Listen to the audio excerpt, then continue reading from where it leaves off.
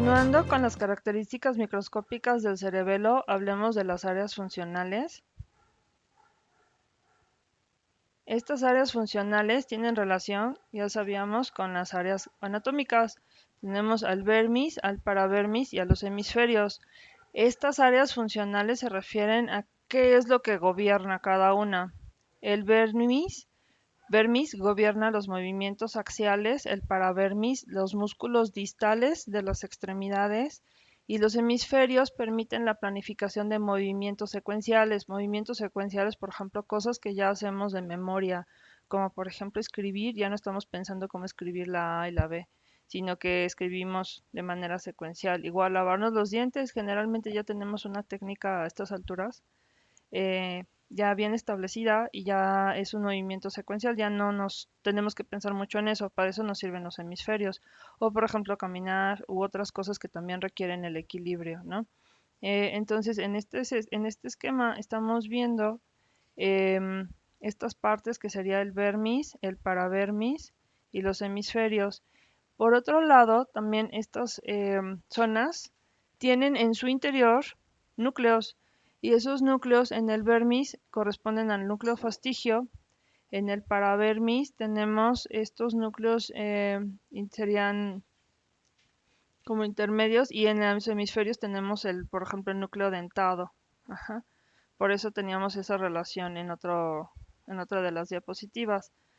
Veamos esos núcleos. Los núcleos son cuatro en el cerebelo, decíamos dentado y el fastigio ya los habíamos mencionado, pero también tenemos al emboliforme y al globoso. Veamos al fastigio. El fastigio es el que se encuentra en el vermis. Este es el vermis. Y este sería el núcleo fastigio. Ya saben que es un conjunto de neuronas que se encuentran ahí. Ya vamos a ver por qué son importantes de distinguir. Tenemos también el dentado, que es el más grande. Veamos el dentado. Sí, es este, que se ve como si fueran como curvitas. Aquí así, todo este. Este tiene forma de bolsa con sustancia blanca en su interior. Esta es la sustancia blanca en su interior. Em, Sus fibras forman parte del pedúnculo cerebeloso superior. Ok, entonces ya estamos pensando que el núcleo dentado está en los hemisferios y entonces estos hemisferios van a conectar con algo a través de este pedúnculo cerebeloso superior. Ya considerando que con respecto a las zonas funcionales, los hemisferios tienen que ver con esta función de planeación de movimientos, a lo mejor ya podemos pensar con quién tiene que conectar por medio del pedúnculo cerebeloso superior, sobre todo si es superior. Ok. El núcleo emboliforme tiene forma oval. Este que no se ve bien en este dibujito, es uno de estos. Y es medial al núcleo dentado. Sí, es uno de estos. Y el globoso son grupos redondos de células, redonditos, estos redonditos.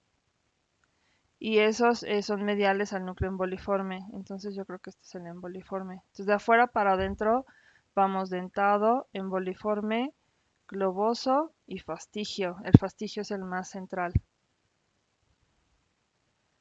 Ahora veamos la sustancia blanca. La sustancia blanca son los axones de estas neuronas que están en los núcleos que acabo de mencionar. Aquí los podemos ver en este esquema otra vez, ¿no? Primero, anatómicamente el vermis, el paravermis y los hemisferios. Luego, funcionalmente, si quieren, o los núcleos, mejor, el núcleo dentado con la bolsa. Luego son los núcleos interpuestos. Son el emboliforme y el globoso. Primero va emboliforme, luego va globoso y más en el centro va el fastigio. Ajá, también entonces recuerden, los núcleos interpuestos son el núcleo emboliforme y el núcleo globoso. Se llaman también así, juntos. Estos tres, el dentado, el emboliforme y el globoso, conectan con el pedúnculo superior, con el pedúnculo cerebeloso superior o a través de él. Y el fastigio conecta por medio del pedúnculo cerebeloso inferior. Acuérdense que el fastigio tenía esa relación con la parte vestibular, entonces va hacia abajo para conectar con lo que estamos percibiendo o lo que nos informan los receptores de este ganglio de Corti, ¿no? Del que ya habíamos hablado y que lleva su información hacia otros núcleos que vamos a ver en los nervios craneales. Ok, bueno, esa fue la parte microscópica. Ya llevamos estos dos. Vamos a ver los mecanismos corticales. Tenemos fibras de esos mecanismos y de los mecanismos son intracerebelosos y con respecto a los pedúnculos y también tenemos que hablar de los neurotransmisores. Con respecto a las fibras tenemos fibras de excitación y de inhibición. Las fibras de excitación son fibras trepadoras y musgosas. Ya había hablado, yo les había mencionado un poquito en el video previo. Tenemos aquí un esquema de la corteza del cerebelo. Las fibras trepadoras son fibras terminales de fascículos olivo-cerebelosos del núcleo olivar que llega al cerebelo. Estas ascienden a través de la corteza y llegan a la capa molecular y se dividen, o sea, la capa más externa primero llegan y se dividen. Serían estas fibras trepadoras, climbing fibers, son estas. Llegan hasta acá arriba y se dividen.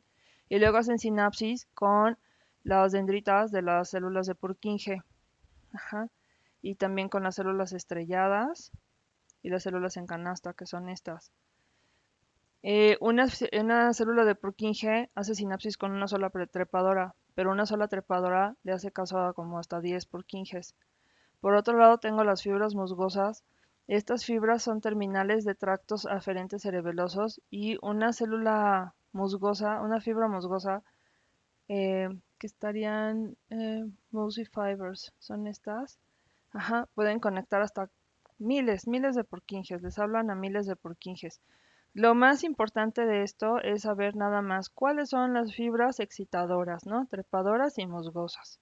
Ya cuántos Purkinjes le hablan y tal, no importa. O sea, nada más es para que lo vean.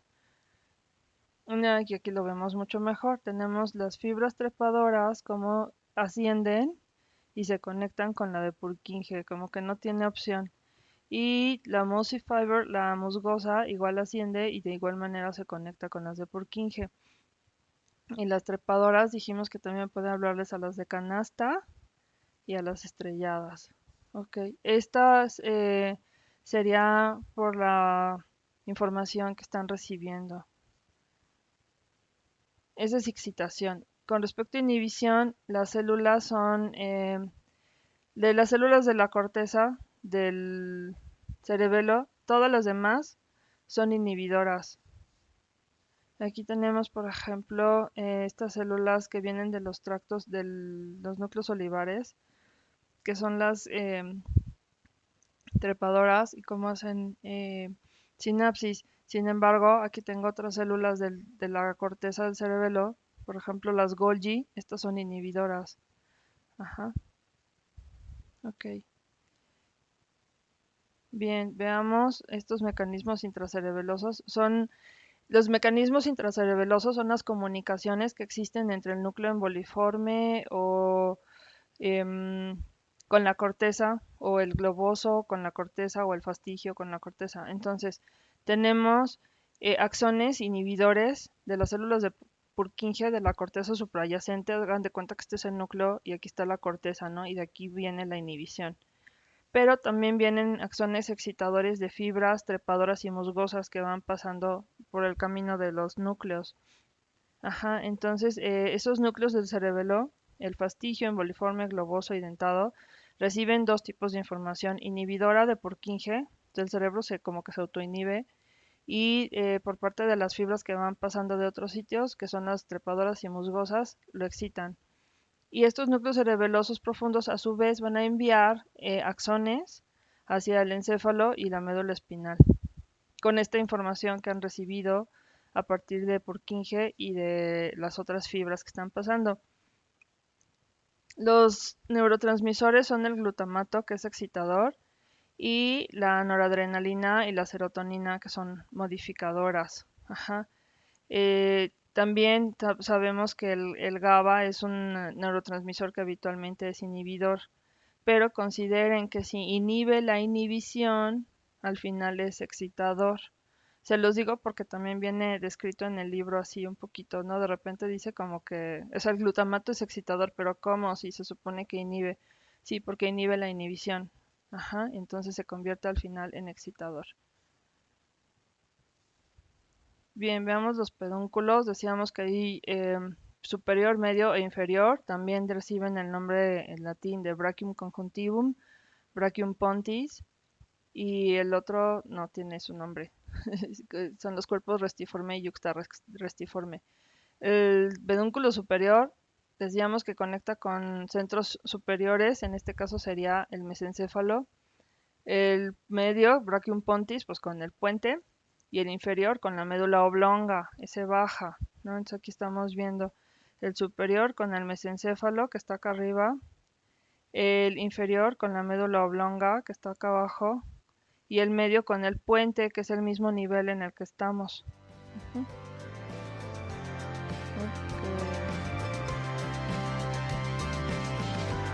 Bueno, ya hemos terminado los mecanismos corticales. Vamos a ver en los próximos videos el resto de la información.